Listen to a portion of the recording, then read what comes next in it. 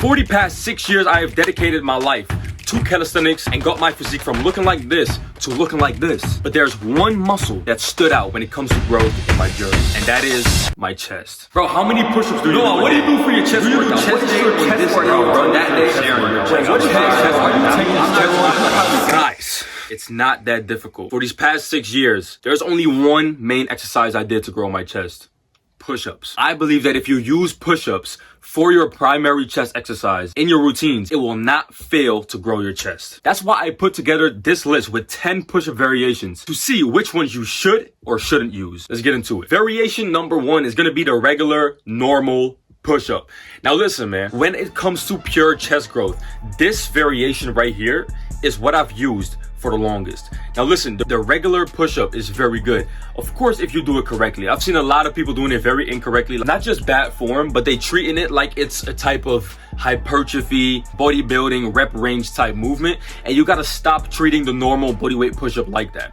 Listen, what I've been doing for the past 5-6 years, it's only till like last year that I really haven't been doing this style of push-ups anymore. But if you do this style of push-ups, you will gain results from it. Now, what is it? The push-up style that I'm referring to is the high rep endurance street workout style. Now listen, this variation of push-up, you do the push-up not very locked out, so you keep a slight bend in your elbows to basically keep tension on the chest and to also keep going in reps. And you do this push-up variation extremely high in reps. And when I say high in reps, I'm talking about thousands per workout session. There were workouts I did where I did 5 sets of 50, then 5 sets of 40, then 5 sets of 30, 5 sets of 20, 5 sets of 10, then doing like 5 sets of 25 on decline, then go ahead and do dips. There's a lot of push-ups that were done in these sessions. Now listen, I'm not saying that you should go ahead and do 2,000 push-ups right now to gain a little bit of chest size from that. But what I am telling you is that you should keep this routine at the end of your training sessions in a high volume style pretty frequent throughout the week. So how would you be able to do this? First off, you have to just stick to your routine that you've already been sticking to. So if you're a weightlifter, most guys on this channel are not weightlifters, but let's say you do primarily weightlifting, go ahead and just stick to your regular chest routine, push routine, really doesn't matter, but try to add the push-ups, for instance, the next day or after your training routine with high reps, fast reps, low rest, and a lot of sets. Try doing that, let's say 4 times in a week, and trust me, the nuclei will be increased in your chest, blood flow will increase in your chest, and what will also increase? The size of your chest. This is basically what I've been doing. Listen, man, I'm not the type of guy to be doing a bunch of chest flies in the gym or a bunch of heavy bench presses. I'm not that type of guy. The thing that I just used to do is high rep dips and high rep push-ups, and more push-ups than dips. Push-ups is what got me the chest that I have today. And yes, right now I'm implementing way more stuff than just push-ups, but guess what? Push-up still, as of right now, is my primary chest builder. I just kind of increased the difficulty of it. So for that reason, we're gonna put it in S tier right away. Then we have exercise number 2, and that's gonna be the diamond push-up. Now listen, the diamond push-up kind of goes as followed. It's basically the regular push-up, but you put your hands closed and you put your hands in a diamond sort of manner. Don't screenshot that. I'm not no Illuminati bullshit. This is a great tricep movement. I've actually seen some studies, I don't know if it's actually correct, but that the tricep push-up is one of the push-ups that has the highest tricep activation, also over some weightlifting exercises. And I do absolutely believe that because it's basically a push-up variation that mimics the close grip bench press, but even in my opinion does a better job than the close grip bench press. With the close grip bench press, you can definitely feel more chest most of the time because especially if you have a lot of weight on there, your chest is going to be pushing primarily in that movement, bro.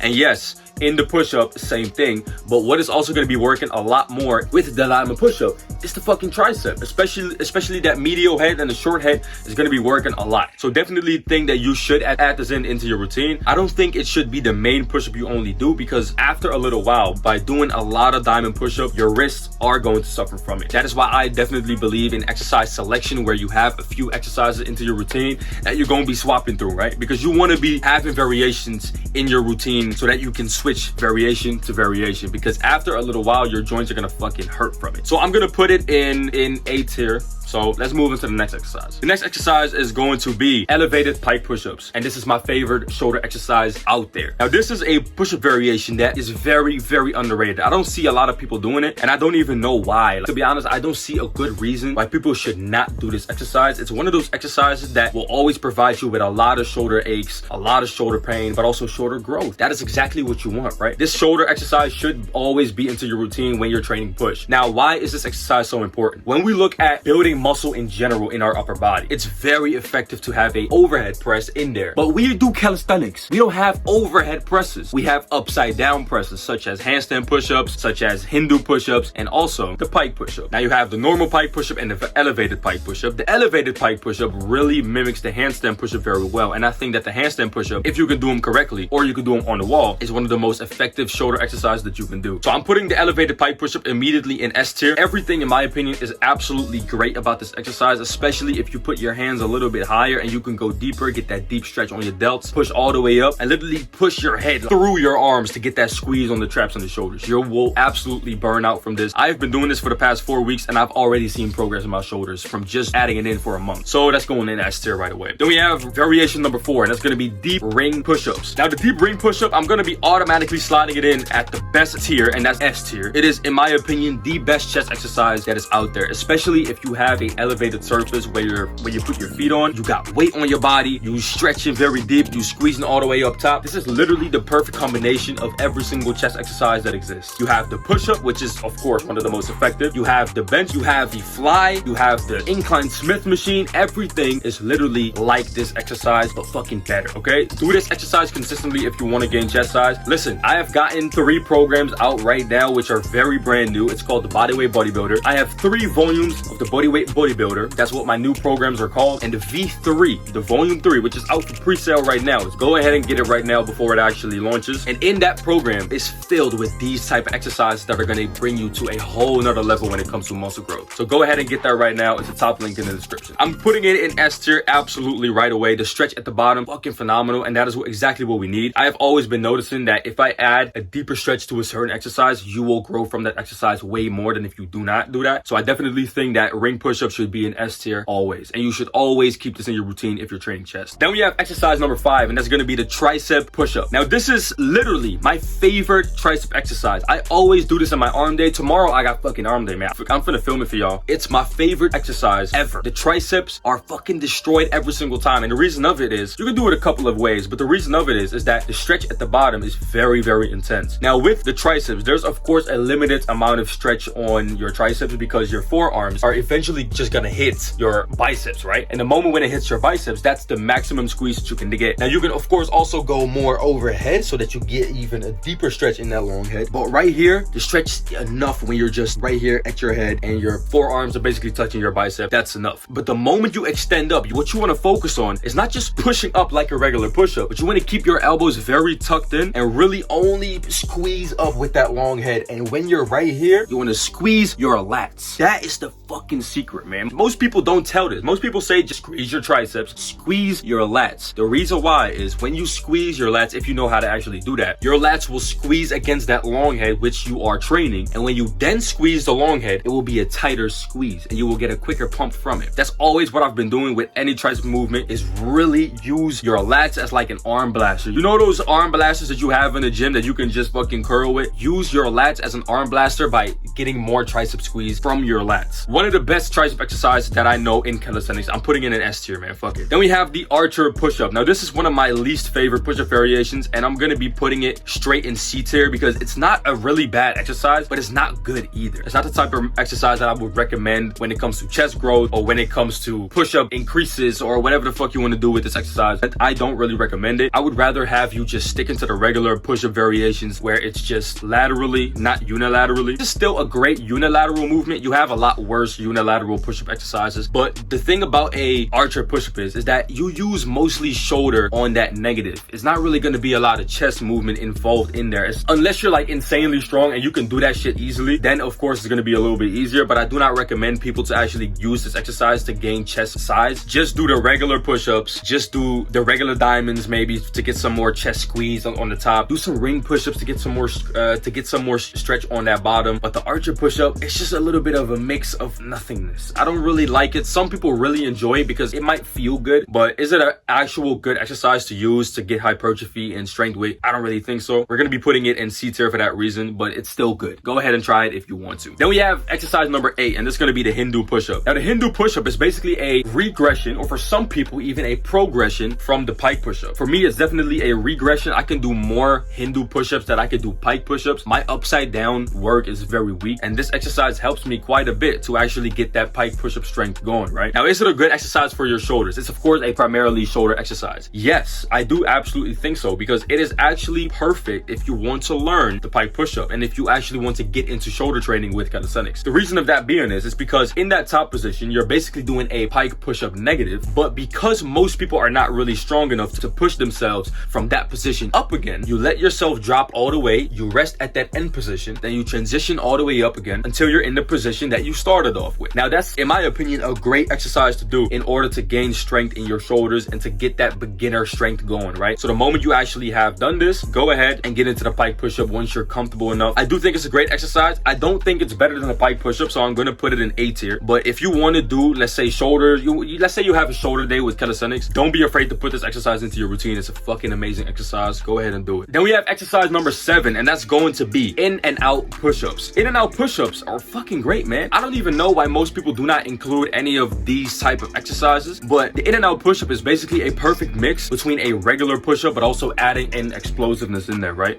So if you add the diamond push-up with the normal or the wide push-up in one exercise and you count one of each push-up as one rep, so let's say you do 20, which is basically 40 reps in total, that will pump your shit up to the max, bro. The first time I actually saw this was on Team Semi channel. Shout out to him. Go ahead and subscribe to him. Fucking one of my big inspirations when it comes to street workout. And I saw him doing that with his friend back in the day, and I was like, yo, that's sick. When I was like 16 years old, and I used to implement this exercise a lot into my push-up routines and a lot into my upper body routines. It's a great exercise. I wouldn't recommend it like fully, like, yo, go ahead and do the in and out push-ups to get in shape or whatever. But let's say you're doing a HIIT workout, you're trying to burn a lot of calories, you're trying to really pump the muscle up. I do think it's a great exercise. Let's put it in B tier though, because I do think there are better exercises out there for you to do. Then we have exercise number 9, and that's going to be the Mike Tyson push-up. Now, the Mike Tyson push-up is one of those push-ups that just has a lot of hype to it. I don't think it's necessarily, I made a shoulder tier list a while back ago, right? It did very good, by the way. It got like fucking, how many views? 12,000? Thank you, bro. But yeah, the Mike Tyson push-up is one of those exercises that it just has a lot of hype attached to it. I remember me putting it, I think, in F tier on the shoulder tier list. And in the push-up variation, I'm not really going to put it in F tier. I'm going to put it a little bit higher, probably in D tier. But it's one of those exercises that are just very popular online, like challenges, 500 Mike Tyson push-ups. Yeah, okay, cool. But is it actually an exercise that is worth putting into your routine and really consistently doing? I don't think so. There are so many fucking better options out there for you to do and